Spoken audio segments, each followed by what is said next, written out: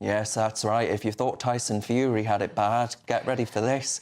It's time for tonight's main event. Former Prime Minister Liz Truss, she entered the election free. In the Telegraph, she suggested that if the Conservatives are to have the slightest chance of beating Labour, they need to scrap their net zero targets.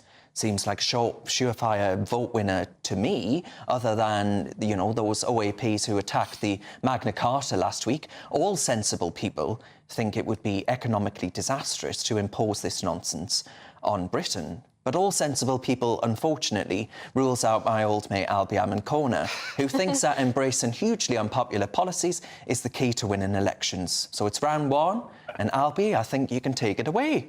Oh, Darren, you're just spouting nonsense again. I mean, net zero as a policy is overwhelmingly popular with the British public. I do definitely think there is a discussion to be had about how we get to net zero. I think some of the targets that we have imposed need to be looked at. In fact, Rishi Sunak, the Prime Minister himself, pushed back some of the EV targets. So there is a sense of pragmatism going on. But to scrap the net zero targets altogether would be extremely unpopular.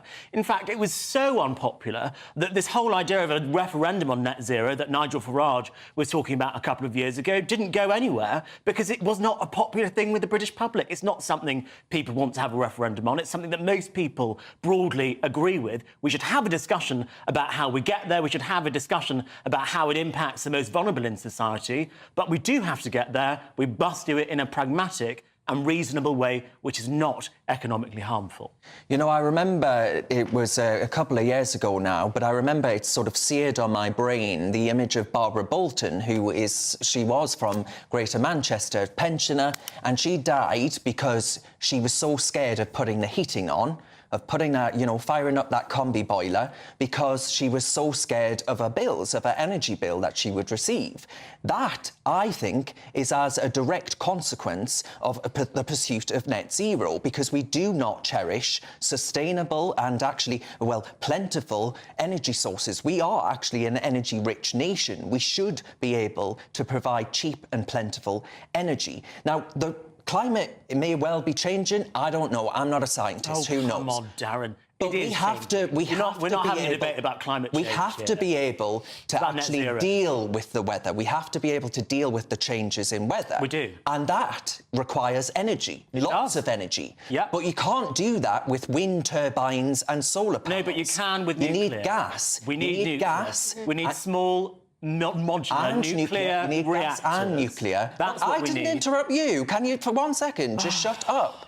You need gas. You're telling me to shut you need up to now. actually provide people with cheap access to energy so that people like Barbara Bolton are a rare occurrence in this country. I fear that they will be a more regular one. I think we are placing poverty over power in this country. And I don't want to live in a country that actually does that. I think you say net zero is overwhelmingly popular with the British people. Well, if you actually ask them, are you willing to install a heat pump that might not work in your drafty house? Like you didn't listen to and they say no, absolutely not. Right. You say, oh, how will we get there?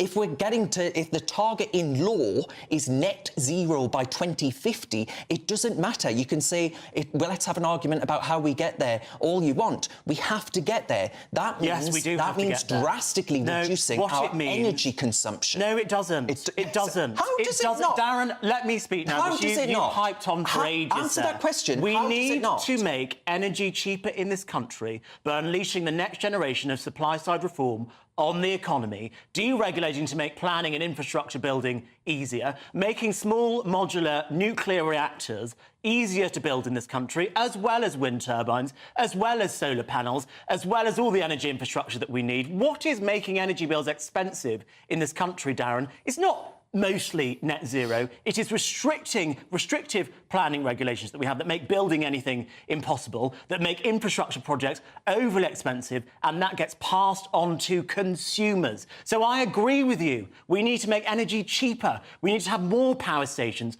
more clean energy power stations, but we can have more energy and still get to net zero, because there are plenty of power sources which are not polluting in the same way of fossil fuels, which, by the way, Darren, are also running out. So what do you do once out. all of the oil and gas is gone? Give over. I mean, honestly, the sound bites that we've heard coming from there, I had no idea we'd invited Keir Starmer to sit down and have a discussion about green energy, because that's who you sound like. What, for promoting nuclear energy and planning reform? The IEA promotes You it. just said wind energy and solar IEA panels. promotes what I've literally just said. Answer this question. Keir How Starmer. would Barbara Bolton in Greater Manchester, how would she have heated a home if we only had at our disposal solar panels and wind farms? I haven't for 1 second said solar panels and wind farms. I haven't for 1 second said only Darren, I'm going to tell you to shut up in a minute if you don't stop putting words into my mouth like you did earlier on.